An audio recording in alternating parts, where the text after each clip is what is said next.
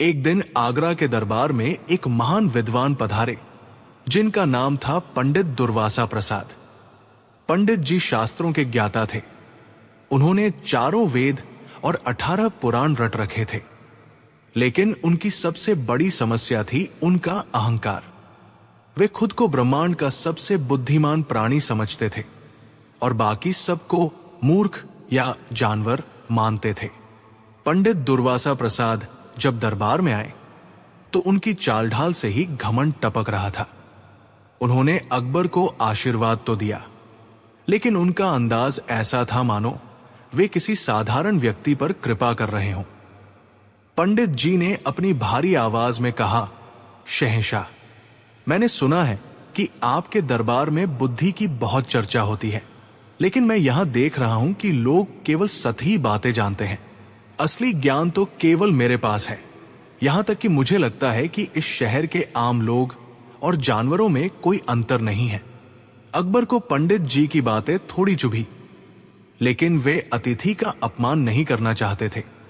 उन्होंने बीरबल की ओर देखा। बीरबल मुस्कुरा रहे थे। बीरबल ने कहा, पंडित जी, आपकी विद्वता को सादर प्रणाम, पर क्या आप सचमुच मानते हैं कि एक विद्वान और एक पशु जैसे कि गधे में कोई बड़ा अंतर नहीं होता?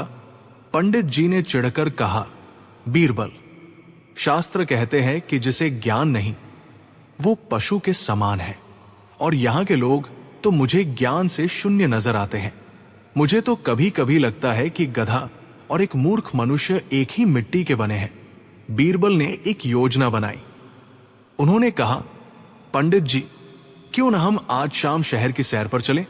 वहां आप अपनी आंखों से देख पाएंगे कि क्या सचमुच आपकी धारणा सही है। अकबर भी उत्सुक थे, इसलिए वे भी वेश बदलकर उनके साथ चल दिए। चलते चलते वे आगरा के व्यस्त बाजार में पहुंचे।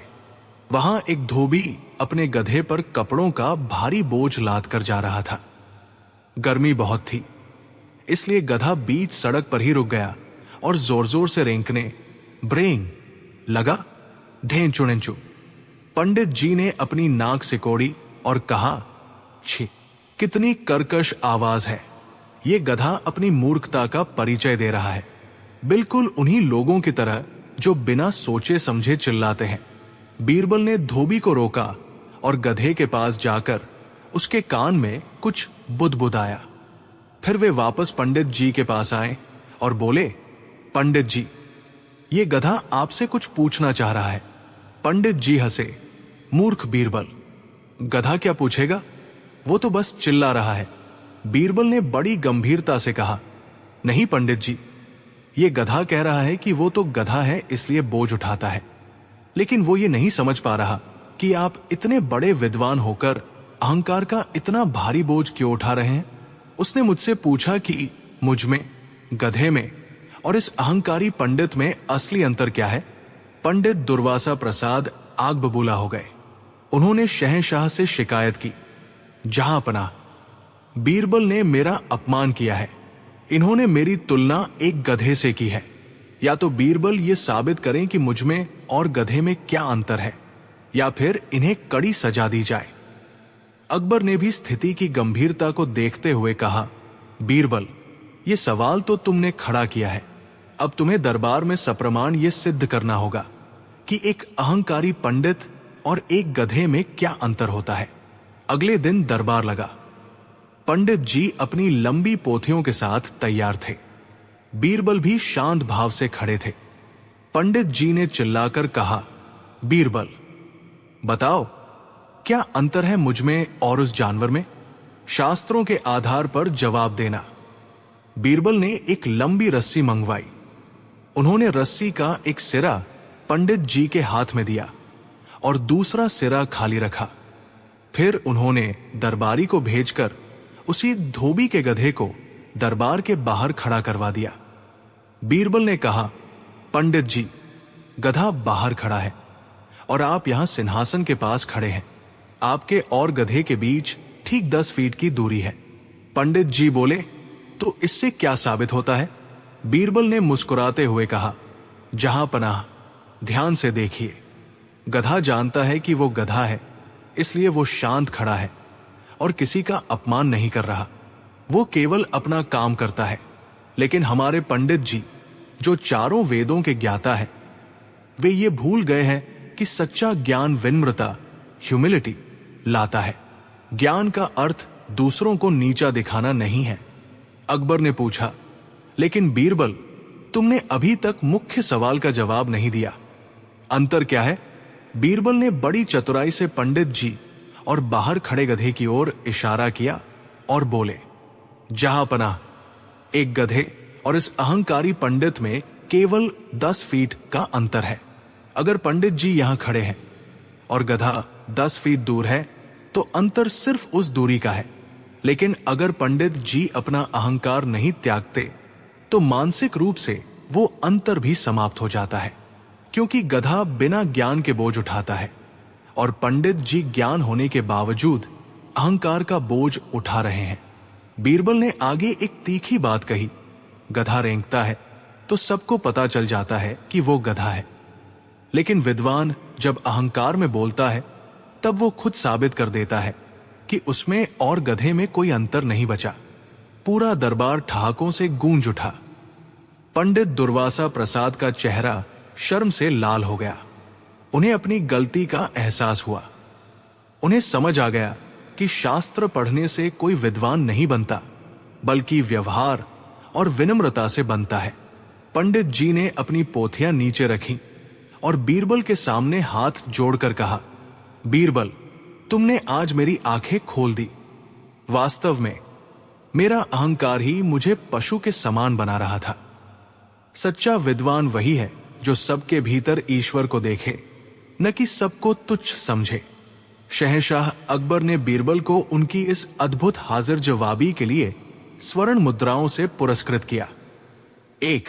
विद्या ददाती विनयम, सच्चा ज्ञान वही है जो इंसान को विनम्र बनाए। अगर ज्ञान आने के बाद अहंकार आ जाए तो वो ज्ञान नहीं, केवल सूचनाओं का बोझ है। 2. अहंकार पशुता का लक्षण है। जो व्यक्ति दूसरों को खुद से कमतर और जानवर समझता है, वो वैचारिक रूप से स्वयं उसी श्रेणी में आ जाता है। 3. शब्दों का घाव बीरबल ने सिखाया कि किसी को अपमानित करने का सबसे बड़ा हथियार उसकी अपनी ही बातों को तर्क की कसौटी पर कसना है। 4. दूरी का अंतर केवल शरीर या स्थान का नहीं होता, बल्कि संस्कारों और सोच का होता है। आगरा की गलियों में यह किस्सा मशहूर हो गया कि पोथी पढ़ पढ़ जगमुआ, पंडित भया न कोय। बीरबल की एक बात से अहंकार स्वाहा होए। उस दिन के बाद से पंडित जी ने गर्व त्याग दिया और शहंशाह जलालुद्दीन मोहम्मद अकबर का नाम न केवल उनकी वीरता के लिए, बल्कि उनके न्याय और कला प्रेम के लिए भी प्रसिद्ध था। लेकिन इन सबसे ऊपर था उनका और उनके प्रिय सलाहकार बीरबल का अटूट रिश्ता। दरबार लगा हुआ था। सुगंधित इत्र की महक हवा में घुली थी। नर्तकियां अपना नृत्य पेश कर चुकी थी और अब दरबार में गंभीर चर्चाओं का दौर शुरू होना था। लेकिन उस दिन अकबर का मन कुछ चंचल था। उन्हें लगा कि क्यों न बीरबल की बुद्धिमानी की एक ऐसी परीक्षा ली जाए जिसे वो कभी न भूले। अकबर ने सभा को संबोधित करते हुए कहा, बीरबल, हमने तुम्हारी बुद्धिमानी के बहुत किस्से सुने हैं और देखे भी हैं, लेकिन आज हम तुमसे कुछ ऐसा पूछना चाहते हैं जो न केवल एक सवाल है, बल्कि जीवन का सबसे बड़ा सच है। अगर तुम इसका जवाब नहीं दे पाए तो तुम्हें स्वीकार करना होगा कि तुम्हारी बुद्धि की भी एक सीमा है। बीरबल ने मुस्कुराते हुए सिर झुकाया और बोले, हुजूर, गुस्ताखी माफ हो, पर ज्ञान तो अगाध समुद्र की तरह है। मैं तो बस उसकी एक छोटी सी लहर हूं। आप अपना सवाल पूछें, मैं अपनी तुच्छ बुद्धि से उसका समाधान करने की कोशिश करूंगा। अकबर ने अपनी आंखों में एक चमक लाते हुए पूछा, बीरबल, वो क्या चीज है जो दुनिया में सबसे कड़वी है लेकिन वही सबसे मीठी भी है? वो क्या है जो युद्ध करवाती है लेकिन वही शांति भी लाती है? और वो क्या है जो किसी को राजा बना सकती है और किसी को भिखारी? बस एक शब्द में जवाब चाहिए। पूरे दरबार में सन्नाटा पसर गया। दरबारी एक दूसरे का मुंह ताकने लगे। मुल्ला दो पियाजा, जो हमेशा बीरबल को नीचा दिखाने की फिराक में रहते थे, मन ही मन खुश होने लगे। उन्होंने सोचा कि आज तो बीरबल फंस गया। कड़वा और मीठा एक साथ कैसे हो सकता है? बीरबल के चेहरे पर शिकन तक नहीं आई। उन्होंने कुछ पल सोचा और फिर बड़े शांत स्वर में बोले, जहां पनाह, उस चीज का नाम है जुबान, जीभ। अकबर खिलखिलाकर हंसे और बोले, सिर्फ जुबान? बीरबल, ये तो बहुत साधारण सा जवाब है, हमें इसे विस्तार से समझाओ। कैसे ये कड़वी है, कैसे मीठी है, और कैसे ये साम्राज्य बना या बिगाड़ सकती है? बीरबल ने कहा, हुजूर, मुझे एक दिन की मोहलत दे। कल सुबह मैं आपको केवल शब्दों से नहीं, बल्कि मिसालों, उदाहरणों के साथ ये साबित कर दूंगा कि इंसान की जुबान ही उसका सबसे बड़ा दोस्त है और वही सबसे बड़ा दुश्मन। अगले दिन दरबार फिर सजा। बीरबल अपने साथ 2 लोगों को लेकर आए। एक था आगरा का सबसे मशहूर और विनम्र कवि, और दूसरा था एक बहुत ही बदमिजाज और झगड़ालू शख्स। बीरबल ने पहले उस झगड़ालू शख्स को आगे किया और उसे उकसाते हुए कुछ कहा। वो आदमी फौरन आग बुला हो गया और उसने दरबार की मर्यादा भूलकर ऐसी ऐसी कड़वी बातें और गालियां दी कि दरबारियों ने अपने कान बंद कर लिए। अकबर को बहुत गुस्सा आया। उन्होंने कहा, इसे ले जाओ यहां से, इसकी बातें जहर की तरह कान में चुभ रही है, ये तो इंसान के रूप में बिच्छू है। तब बीरबल ने उस विनम्र कवि को आगे किया। कवि ने अकबर की शान में एक ऐसी कविता पढ़ी और शांति व प्रेम पर ऐसे विचार रखे कि पूरा दरबार मंत्रमुग्ध हो गया। अकबर का क्रोध शांत हो गया और उनका चेहरा खिल उठा। बीरबल बोले, हुजूर, आपने देखा, कड़वापन और मिठास किसी फल में नहीं, इंसान की जुबान में होती है। जब इसी जुबान से गलत शब्द निकलते हैं तो ये तलवार से भी गहरा घाव करती है जो कभी नहीं भरता, और जब इसी जुबान से मीठे बोल निकलते हैं तो ये मरहम का काम करती है। अकबर प्रभावित तो हुए, लेकिन अभी भी पूरी तरह संतुष्ट नहीं थे। उन्होंने कहा, बीरबल, ये तो जुबान की खूबियां हुई, लेकिन तुमने कहा था कि ये राजा को भिखारी और भिखारी को राजा बना सकती है, ये कैसे संभव है? बीरबल ने एक गहरी सांस ली और कहा, आलमपना, इस बात का जवाब देने के लिए मुझे आपसे एक सवाल पूछने की इजाजत चाहिए। एक ऐसा सवाल जिसका जवाब आपके पास भी होगा, पर शायद आप उसे देना न चाहें। अकबर ने अनुमति दे दी। बीरबल ने अकबर की आंखों में आंखें डालकर बड़े ही अदब से पूछा, जहांपनाह, फर्ज कीजिए कि आज आप जंगल में अकेले शिकार खेल रहे हो और रास्ता भटक जाए, आपको जोरों की प्यास लगी हो और आपकी जान हलक में अटकी हो। तभी वहां एक साधारण सा लकड़हारा आए जिसके पास पानी की एक मशक हो। उस वक्त आप अपनी प्यास बुझाने के लिए और अपनी जान बचाने के लिए उसे क्या देंगे? अकबर ने तुरंत कहा, जाहिर है बीरबल, मैं उसे अपना आधा साम्राज्य दे दूंगा, क्योंकि जान बची तो साम्राज्य फिर खड़ा हो जाएगा। बीरबल मुस्कुराए और अपना मुख्य सवाल दागा, हुजूर, मेरा असली सवाल अब आता है।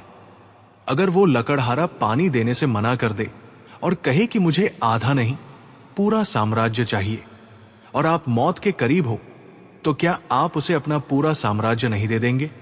अकबर सोच में पड़ गए। उन्होंने धीरे से कहा, हां, अपनी जान बचाने के लिए मैं अपना सब कुछ उसे सौंप दूंगा। बीरबल ने हाथ जोड़कर कहा, तो जहांपनाह, गौर फरमाइए, जिस साम्राज्य के लिए आपने सालों तक युद्ध किए, खून बहाया और इतनी मेहनत की, उस पूरे साम्राज्य की कीमत आपकी नजर में क्या निकली? सिर्फ एक मशक पानी। दरबार में सन्नाटा छा गया। अकबर हक्के बक्के रह गए। बीरबल ने बात खत्म करते हुए कहा, और हुजूर, उस लकड़हारे को वो साम्राज्य किसने दिलवाया? उसकी जुबान ने। अगर वो अपनी जुबान से पानी देने का वादा न करता या सौदेबाजी न करता तो वो लकड़हारा ही रहता, लेकिन उसकी जुबान के एक फैसले ने उसे शहंशाह बना दिया और आपकी जुबान के एक हाँ ने आपको अपनी सल्तनत से दूर कर दिया। अकबर के पास कोई शब्द नहीं थे। वो चुप हो गए। उन्होंने कभी इस नजरिए से सोचा ही नहीं था कि सत्ता, अहंकार और धन दौलत कितनी क्षणभंगुर, टेम्परेरी है। बीरबल ने एक ही झटके में अकबर के सम्राट होने के अहंकार को आईना दिखा दिया था। बीरबल ने आगे कहा, हुजूर, इंसान की जुबान ही है जो उसे खुदा के करीब ले जाती है और वही उसे शैतान बना देती है।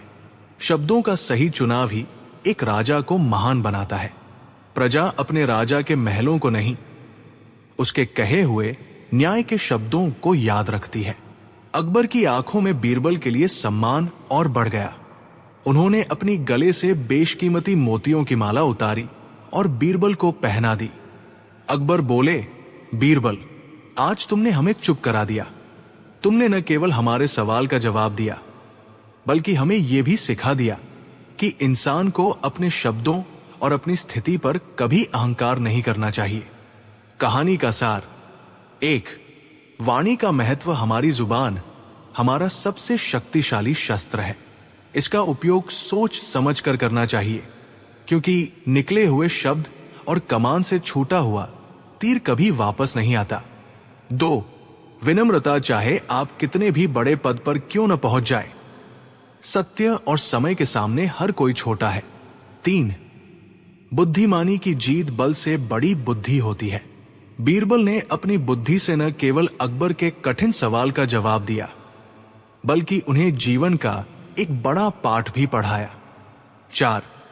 सच्चा मित्र सलाहकार। एक सच्चा मित्र वही है जो आपको आपकी गलतियों और जीवन की नश्वरता का एहसास कराए, न कि केवल आपकी चापलूसी करे। बीरबल की इस चतुराई ने एक बार फिर साबित कर दिया कि क्यों वे अकबर के सबसे प्रिय थे। उनकी कहानियां हमें सिखाती हैं कि जीवन की बड़ी से बड़ी मुश्किलों और पेचीदा सवालों का हल ठंडे दिमाग और सही तर्क से निकाला जा सकता है। अकबर का वो मौन। अकबर की अग्नि परीक्षा। जब शहंशाह खुद को अपने बुने जाल में फंस गए। मुगलिया सल्तनत का दरबार अपनी शानो शौकत के लिए पूरी दुनिया में मशहूर था। शहंशाह जलालुद्दीन मोहम्मद अकबर के नवरत्नों में बीरबल सबसे चमकते सितारे थे। लेकिन जहां रोशनी होती है वहां साया भी होता है। दरबार के कुछ दरबारी, जिनमें मुल्ला दो पियाजा और अन्य दरबारी शामिल थे, बीरबल की बढ़ती लोकप्रियता से जलते थे। एक दिन मुल्ला दो पियाजा ने अकबर के कान भरे, जहां पनाह, आप हर मामले में बीरबल को ही सर्वश्रेष्ठ मानते हैं। क्या हम बाकी दरबारी सिर्फ तमाशा देखने के लिए हैं? क्या आपकी अपनी बुद्धि बीरबल की बुद्धिमानी की मोहताज है? हमें लगता है कि बीरबल आपको अपनी बातों के जाल में फंसा लेते हैं। अकबर को अपनी प्रशंसा बहुत प्रिय थी, लेकिन उन्हें अपनी बुद्धि पर भी गर्व था। उन्होंने चुनौती स्वीकार की और कहा, ठीक है, हम बीरबल की ऐसी परीक्षा लेंगे कि वो हार मान लेगा, और अगर वो हार गया तो उसे अपनी वजीरी छोड़नी होगी। अगले दिन दरबार सजा। सन्नाटा ऐसा था कि अगर सुई भी गिरे तो आवाज आए। बीरबल के आते ही अकबर ने गंभीर स्वर में कहा, बीरबल, आज तुम्हारी बुद्धिमत्ता की अंतिम परीक्षा है। हमें 3 सवालों के जवाब चाहिए। अगर तुम जवाब न दे पाए तो तुम्हें देश निकाला दे दिया जाएगा। अकबर के 3 सवाल थे। 1. ईश्वर कहाँ रहता है? 2. ईश्वर कैसे मिलता है? 3. ईश्वर इस वक्त क्या कर रहा है? दरबारी खुश हो गए। उन्होंने सोचा कि इन आध्यात्मिक सवालों का कोई ठोस जवाब नहीं हो सकता। बीरबल ने मुस्कुराते हुए कहा, जहां पनाह, जवाब कल मिलेंगे, लेकिन जवाब देने के लिए मुझे कुछ विशेष व्यवस्था चाहिए होगी। अगले दिन बीरबल दरबार में एक छोटे बच्चे के साथ पहुंचे। बच्चे के हाथ में दूध का एक बड़ा कटोरा था। पूरा दरबार सन्न था कि बीरबल एक बच्चे के साथ क्या करने वाले हैं। अकबर ने पूछा, बीरबल, क्या तुम्हें हमारे सवालों के जवाब मिल गए? बीरबल ने कहा, हुजूर, जवाब तो ये बच्चा ही दे देगा। पहले आप अपना पहला सवाल पूछें। अकबर ने बच्चे से पूछा, नन्हे बालक, बताओ ईश्वर कहाँ रहता है? बच्चे ने दूध का कटोरा अकबर की ओर बढ़ाते हुए कहा। शहंशाह, क्या आप बता सकते हैं कि इस दूध में घी कहाँ है? अकबर ने चकित होकर कहा, कैसा मूर्खतापूर्ण सवाल है। घी तो इस दूध के कण-कण में मौजूद है, बस उसे मथ कर निकालने की जरूरत है। बच्चा मासूमियत से मुस्कुराया और बोला, जहां पनाह, बिल्कुल वैसे ही ईश्वर भी इस दुनिया के कण-कण में बसा है। जैसे घी को देखने के लिए दूध को मथना पड़ता है, वैसे ही ईश्वर को देखने के लिए हृदय को मथना पड़ता है। पूरा दरबार वाहवा कर उठा। अकबर दंग रह गए। पहला जवाब सटीक था। अकबर ने दूसरा सवाल दागा, ठीक है, अब यह बताओ कि वो ईश्वर मिलता कैसे है? बीरबल ने इशारा किया और बच्चे ने कहा, हुजूर, थोड़ा सा दही मंगाया जाए। जब दही आया तो बच्चे ने पूछा, महाराज, इस दही से मक्खन कैसे मिलेगा? अकबर बोले, इसे मथना होगा, इसमें परिश्रम करना होगा, तब जाकर मक्खन ऊपर आएगा। बच्चे ने जवाब दिया, महाराज, यही दूसरे सवाल का जवाब है। ईश्वर केवल बातों से नहीं, बल्कि मंथन यानी सेवा, भक्ति और कर्म से मिलता है। बिना कर्म के ईश्वर का साक्षात्कार असंभव है। अकबर की बोलती बंद हो गई। दरबारी पसीने पसीने होने लगे। अब बारी थी सबसे कठिन सवाल की। ईश्वर इस वक्त क्या कर रहा है? अकबर को लगा कि यहां बीरबल फंस जाएगा। अकबर ने पूछा, बीरबल, चलो मान लिया कि ईश्वर हर जगह है और कर्म से मिलता है, पर यह बताओ कि वो इस वक्त क्या कर रहा है? बीरबल ने इस बार खुद मोर्चा संभाला। उन्होंने कहा, जहांपनाह, इस सवाल का जवाब देने के लिए हमें गुरु और शिष्य की भूमिका निभानी होगी। चूंकि मैं जवाब दे रहा हूं तो मैं गुरु हुआ और आप सवाल पूछ रहे हैं तो आप शिष्य हुए। अकबर ने बिना सोचे समझे कहा, हां ठीक है, बताओ। बीरबल बोले, हुजूर, क्या आपने कभी देखा है कि गुरु नीचे जमीन पर खड़ा हो और शिष्य ऊंचे सिंहासन पर बैठा हो? यह तो गुरु का अपमान है। अकबर जोश में थे। उन्होंने तुरंत कहा, ठीक है, तुम सिंहासन पर आओ और मैं नीचे खड़ा होता हूं। अकबर सिंहासन से उतरकर नीचे कालीन पर खड़े हो गए और बीरबल शान से शहंशाह के सिंहासन पर जा बैठे। सिंहासन पर बैठते ही बीरबल के चेहरे पर एक शाही तेज आ गया। अकबर ने नीचे से गर्दन ऊपर उठाकर पूछा, अब बताओ बीरबल, ईश्वर इस वक्त क्या कर रहा है? बीरबल ने जोर से ठहाका लगाया और कहा, जहां पनाह, ईश्वर इस वक्त यही कर रहा है कि उसने एक पल में एक राजा अकबर को रंग बनाकर नीचे जमीन पर खड़ा कर दिया और एक साधारण सेवक बीरबल को शहंशाह बनाकर सिंहासन पर बिठा दिया। पूरा दरबार ये सुनकर सन्न रह गया। सन्नाटा इतना गहरा था कि सांसों की आवाज सुनाई दे रही थी। अकबर का चेहरा पहले लाल हुआ, फिर पीला और अंत में उनके चेहरे पर एक मुस्कान आ गई। अकबर समझ गए कि बीरबल ने न केवल उनके सवाल का जवाब दिया, बल्कि उन्हें यह सबक भी सिखा दिया कि सत्ता और अहंकार क्षण भंगुर है।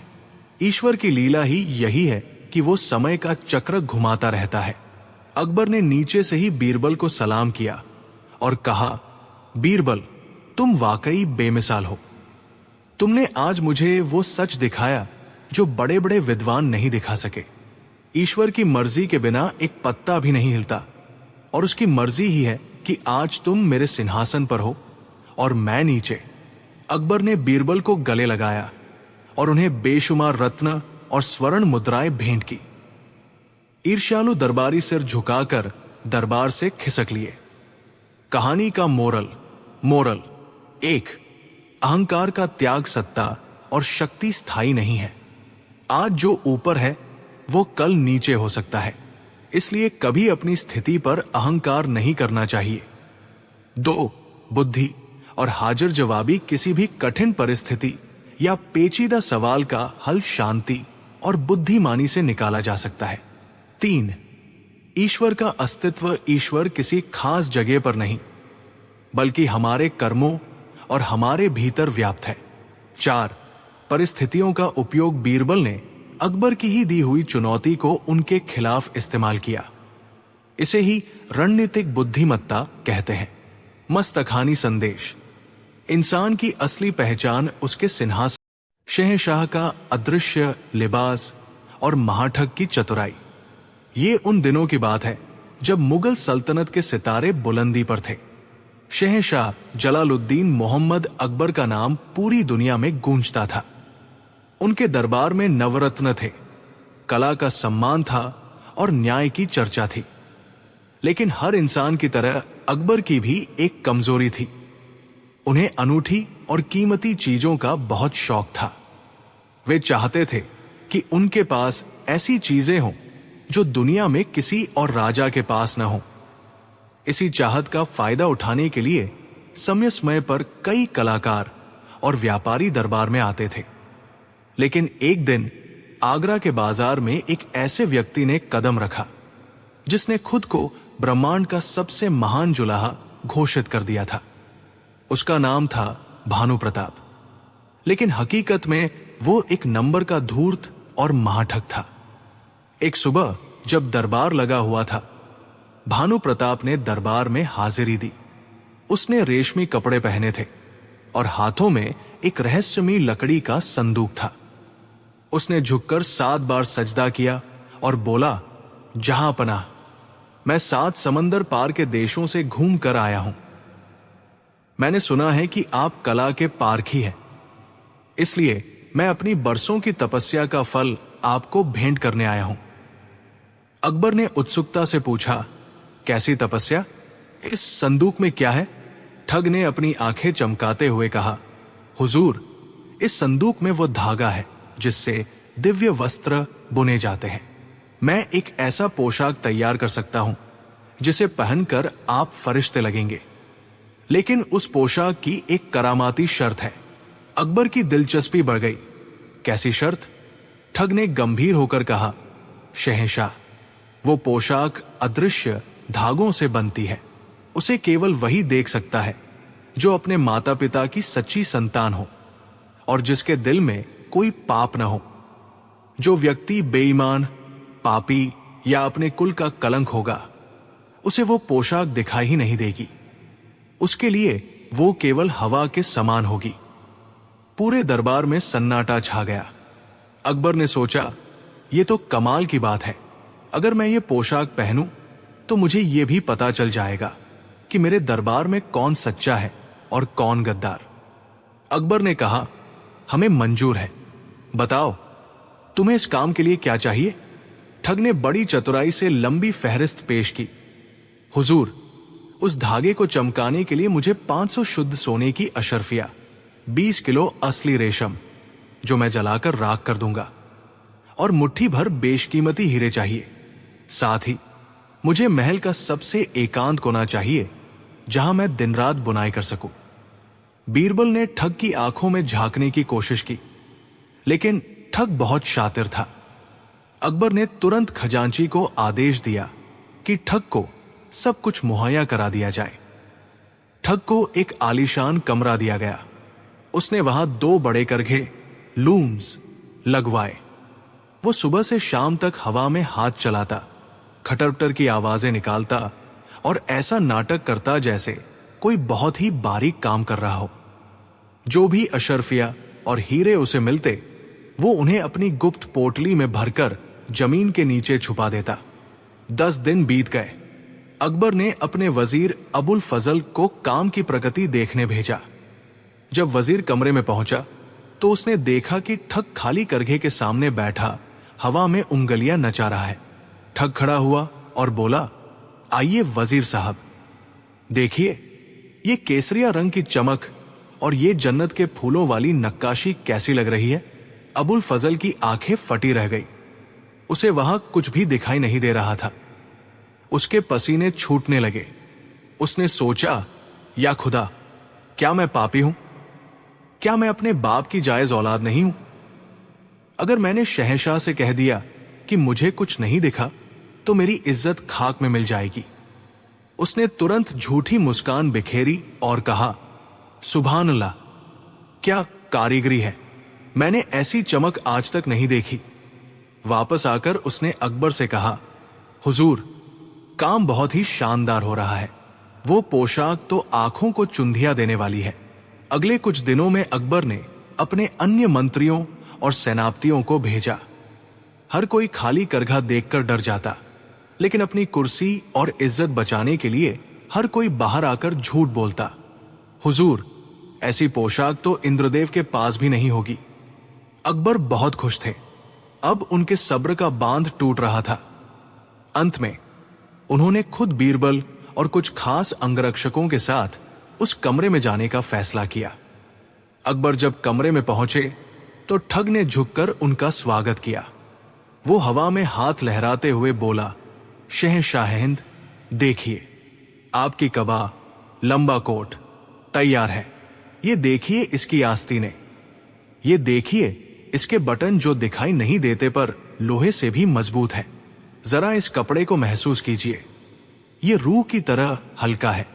अकबर ने अपनी आंखें मलकर देखा, फिर गौर से देखा, फिर चश्मा लगाकर देखा, लेकिन उन्हें सिर्फ खाली करघा और ठग की हिलती हुई उंगलियां ही दिखी। अकबर के पैरों तले जमीन खिसक गई। उन्होंने मन ही मन सोचा, क्या मैं जलालुद्दीन अकबर एक पापी हूं? क्या मेरे सिंहासन पर बैठने का हक नहीं है? अगर दरबारियों को यह दिख रहा है और मुझे नहीं, तो इसका मतलब है कि मैं ही खोटा हूं। अकबर अपनी कमजोरी प्रकट नहीं करना चाहते थे। उन्होंने भी वही किया जो बाकी सब ने किया था। वे बोले, लाजवाब, बेमिसाल, भानु प्रताप, तुमने हमारा दिल जीत लिया। हम ये पोशाक कल के शाही जुलूस में पहनेंगे। अगले दिन सुबह ठग शाही स्नान के बाद अकबर के पास पहुंचा। उसने अकबर के सारे कीमती वस्त्र उतरवा दिए और अदृश्य पोशाक पहनाने का ढोंग करने लगा। वो बोला, हुजूर, पांव ऊपर उठाइए, अब अपनी कमर सीधी कीजिए। देखिए ये पतलून कितनी फिट है। अब ये जामा पहनिए।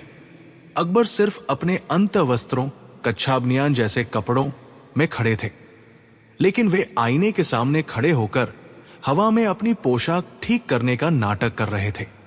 बीरबल दूर खड़े सब देख रहे थे। वे समझ चुके थे कि ठग ने सबको अपनी ही इज्जत के डर के जाल में फंसा लिया है। अकबर हाथी पर सवार हुए। पूरे आगरा शहर में ढोल पिटवा दिया गया था कि आज राजा दिव्य वस्त्र पहनकर निकलेंगे, जो सिर्फ पुण्य आत्माओं को दिखेंगे।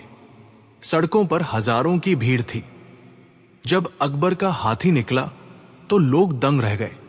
उन्हें बादशाह नंगे दिख रहे थे, लेकिन कोई भी ये नहीं कहना चाहता था कि वो पापी है। लोग चिल्लाने लगे, वाह, क्या कपड़े हैं! देखो, सूरज की रोशनी में कपड़े कैसे चमक रहे हैं। पूरा शहर इस झूठ के उत्सव में शामिल था। तभी भीड़ में अपने पिता के कंधे पर बैठा एक छोटा बच्चा जोर से हंसा और बोला, पिताजी, देखो, राजा जी तो नंगे हैं, उन्होंने तो कुछ भी नहीं पहना। सन्नाटा छा गया। बच्चे की आवाज उस सन्नाटे को चीर गई। बच्चे के पिता ने उसका मुंह दबाने की कोशिश की, लेकिन बच्चे ने फिर चिल्लाकर कहा, मैं झूठ नहीं बोल रहा, राजा जी ने कपड़े नहीं पहने। धीरे धीरे फुसफुसाहट शुरू हुई। बच्चा सच कह रहा है, मुझे भी कुछ नहीं दिख रहा। क्या हम सब पापी हैं? नहीं, राजा सच में नंगे हैं।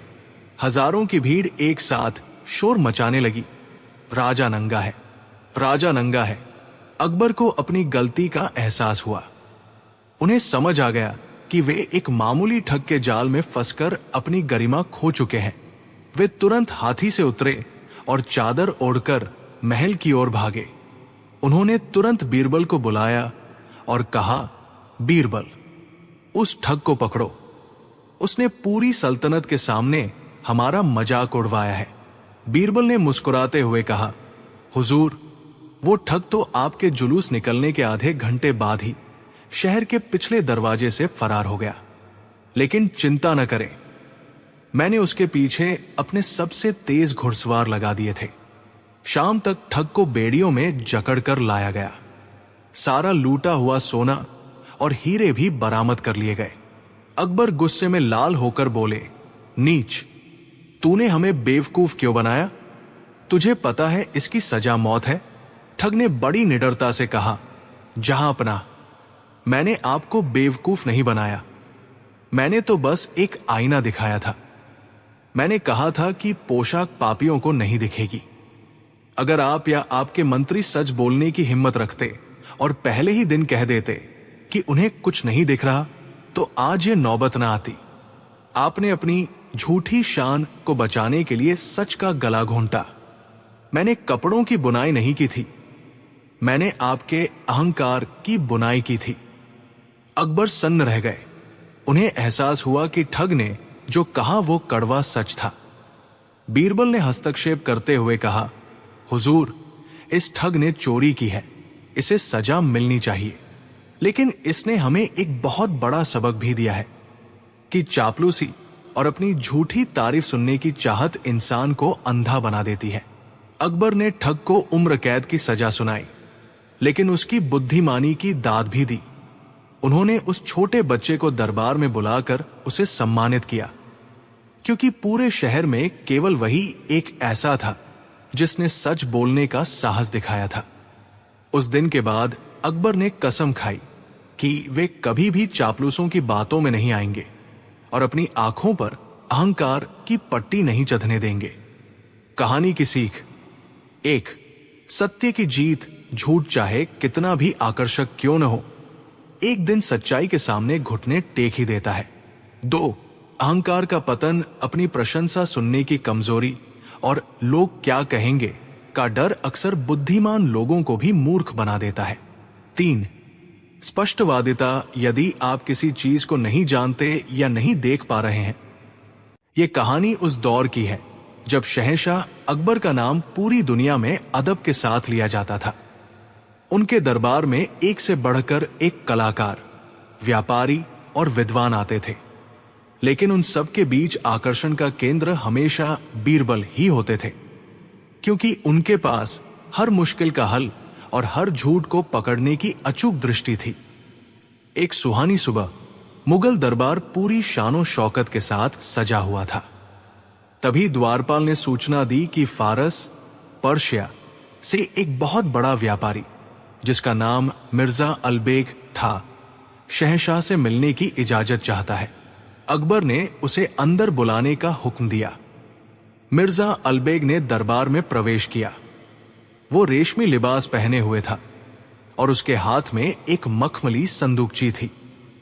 उसने बड़े अदब से झुककर सलाम किया और बोला, जहां अपना, मैंने आपकी दरियादिली और कला प्रेम के किस्से पूरे फारस और अरब में सुने हैं।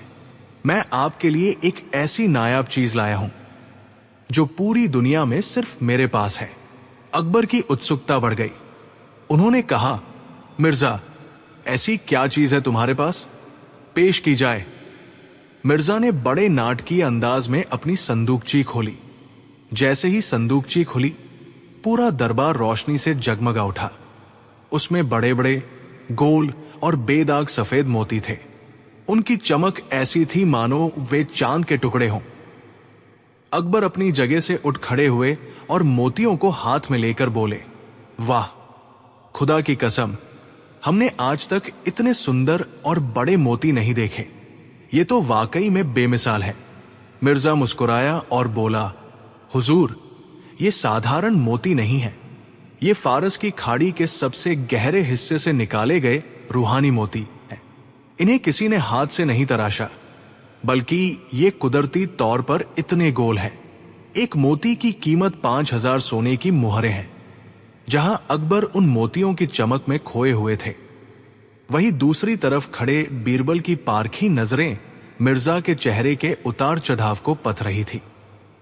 बीरबल को कुछ अजीब लगा। मिर्जा की आंखों में वो गर्व नहीं था जो एक ईमानदार व्यापारी की आंखों में होता है, बल्कि वहां एक अजीब सी घबराहट और चालाकी छिपी थी। अकबर ने बीरबल की ओर देखा और कहा, बीरबल, क्या कहते हो?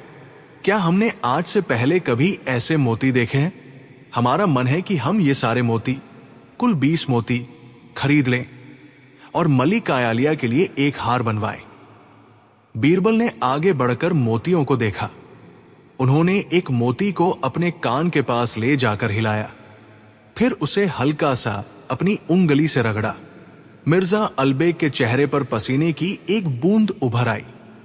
बीरबल मुस्कुराए और बोले, जहांपनाह, मोती वाकई खूबसूरत है। इनकी चमक सूरज को भी मात दे सकती है। लेकिन अकबर ने टोका, लेकिन क्या बीरबल? बीरबल बोले, जहांपनाह, फारस से दिल्ली तक का रास्ता बहुत लंबा और धूल भरा है। अक्सर ऐसे नायाब मोती अपनी रूहानी ताकत खो देते हैं अगर उन्हें सही तरीके से न रखा जाए।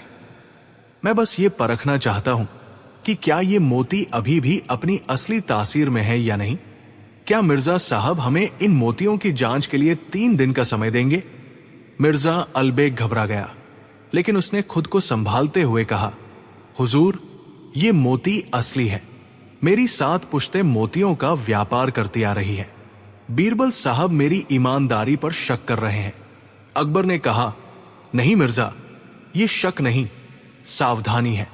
बीरबल, तुम ये मोती ले जाओ और 3 दिन बाद हमें बताओ कि इनका सौदा करना चाहिए या नहीं। बीरबल उन मोतियों को लेकर अपने निवास पर आ गए। उन्होंने शहर के सबसे पुराने और अनुभवी जौहरियों को बुलाया। जौहरियों ने मोतियों को देखा और कहा, बीरबल जी, ये मोती दिखने में तो 100% असली है। हम भी धोखा खा सकते हैं। लेकिन बीरबल का मन नहीं माना। उन्होंने सोचा कि अगर कोई चीज जरूरत से ज्यादा सही दिखती है तो अक्सर उसमें कुछ खोट होता है। उन्होंने एक नया प्रयोग करने का फैसला किया। उन्होंने अपने सेवक को बुलाकर कहा, जाओ, बाजार से कुछ कस्तूरी, सिरका और थोड़ा सा चूने का पानी लेकर आओ। अगले 2 दिनों तक बीरबल ने उन मोतियों के साथ कई प्रयोग किए। उन्होंने देखा कि जब मोती को सिरके के हल्के घोल में डाला गया तो उसकी ऊपरी परत बहुत हल्की सी ढीली होने लगी। असली मोती सिरके से इतनी जल्दी प्रभावित नहीं होते, लेकिन अगर वे किसी रसायन, केमिकल से बने हों तो उनकी पोल खुल जाती है। बीरबल समझ गए कि ये मोती असली नहीं है, बल्कि समुद्र की कुछ खास मछलियों की हड्डियों के चूर्ण और एक विशेष गोंद, ग्लू को मिलाकर साँचों में ढाले गए हैं। इन्हें इतनी सफाई से बनाया गया था कि असली नकली का फर्क करना नामुमकिन था। ऊपर से इन पर चांदी का अर्क चढ़ाया गया था ताकि वे चमकते रहें। तीसरे दिन दरबार लगा। मिर्जा अलबेग बहुत आत्मविश्वास के साथ खड़ा था। उसे यकीन था कि बीरबल जैसा आदमी भी उसकी कलाकारी को नहीं पकड़ पाएगा। अकबर ने पूछा, हाँ बीरबल, क्या नतीजा निकला? क्या हम 1 लाख सोने की मुहरें मिर्जा को दे दें? बीरबल ने कहा, जहांपनाह, मिर्जा साहब वाकई में जादूगर है। ये मोती साधारण नहीं है, लेकिन एक छोटी सी समस्या है। मिर्जा ने गुस्से में कहा, अब क्या समस्या है बीरबल साहब? बीरबल बोले, मिर्जा साहब, ये मोती नर, मेल है या मादा, फीमेल? क्योंकि फारस की पुरानी किताबों में लिखा है कि अगर बादशाह के हार में सिर्फ एक ही लिंग के मोती हो तो वे जल्दी टूट जाते हैं। हार में आधे नर और आधे मादा मोती होने चाहिए। पूरा दरबार ठहाकों से गूंज उठा।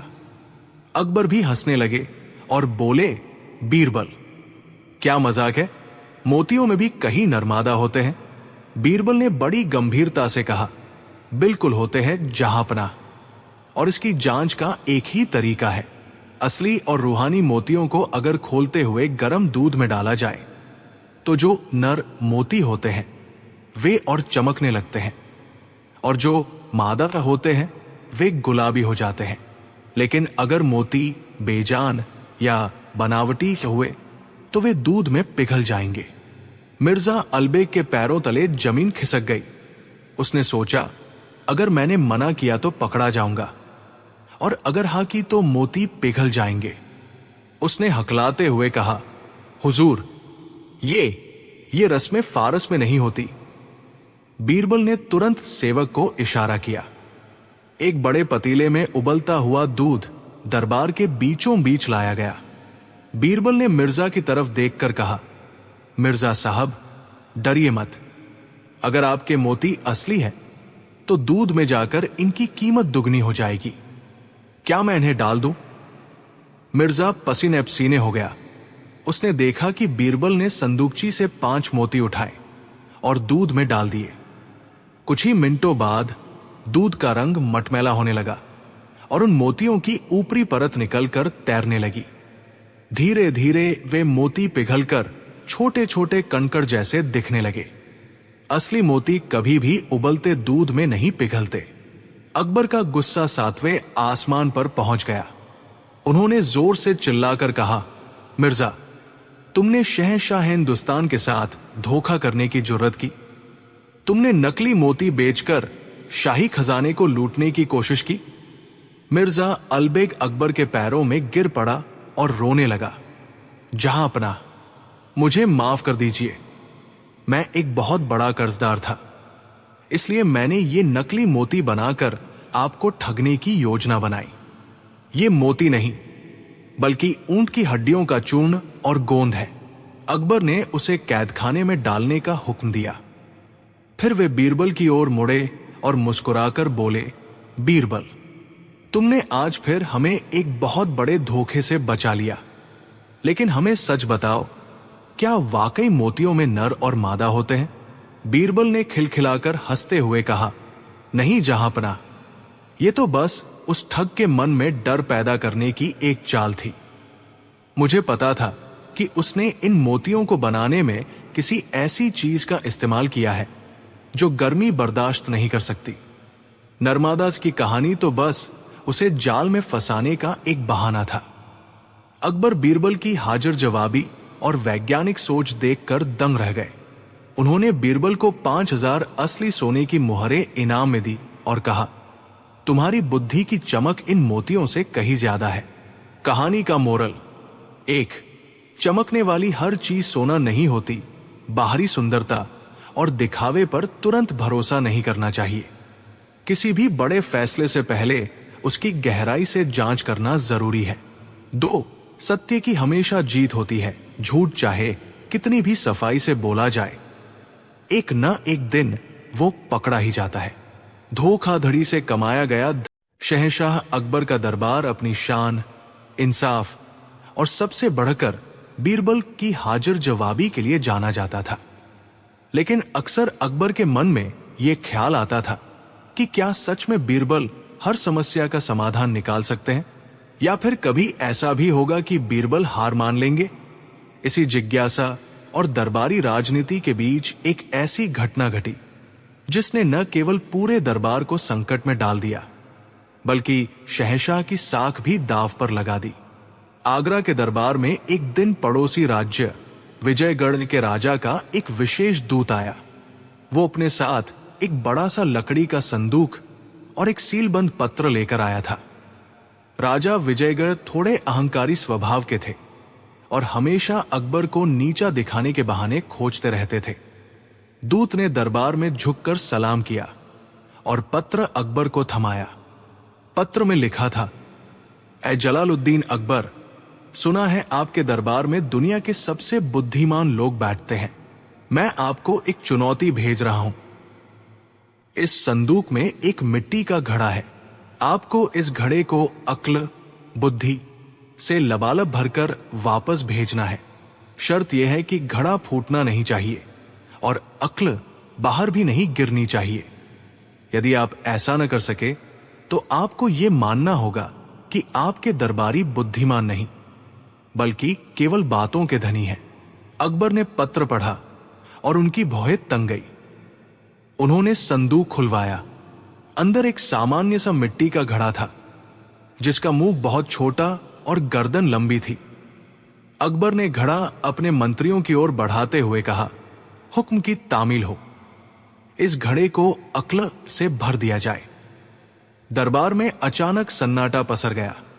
मंत्रियों ने एक दूसरे की शक्ल देखी। दरबारी मुल्ला दोपियाजा ने धीरे से कहा, जहांपनाह, अक्ल कोई पानी या अनाज तो है नहीं जिसे घड़े में भरा जा सके। अक्ल तो इंसान के दिमाग में होती है। ये कैसी बेतुकी मांग है? दूसरे दरबारी ने कहा, हुजूर, ये तो हमें अपमानित करने की साजिश है। हम इसमें क्या भरे? घी, शहद या कोई कीमती रत्न? अकबर चिढ़ गए। पत्र में साफ लिखा है, अक्ल भरनी है। अगर हम नाकाम रहे तो पूरे हिंदुस्तान में हमारी बदनामी होगी कि अकबर का दरबार एक मामूली से सवाल पर हार गया। सारे नवरत्न चुप थे। तानसेन ने अपनी वीणा के तार छेड़ने की कोशिश की, लेकिन अकबर का गुस्सा देखकर रुक गए। तभी अकबर की नजर बीरबल पर पड़ी, जो कोने में खड़े मुस्कुरा रहे थे। बीरबल, तुम्हें इसमें क्या मजाक नजर आता है? अकबर ने थोड़ा कड़क स्वर में पूछा। बीरबल आगे आए और झुककर बोले, जहांपनाह, गुस्सा न हो। अक्ल भरना तो बहुत आसान काम है। बस इसके लिए मुझे थोड़े समय और एक खाली उपवन, बगीचे की जरूरत होगी। दूत,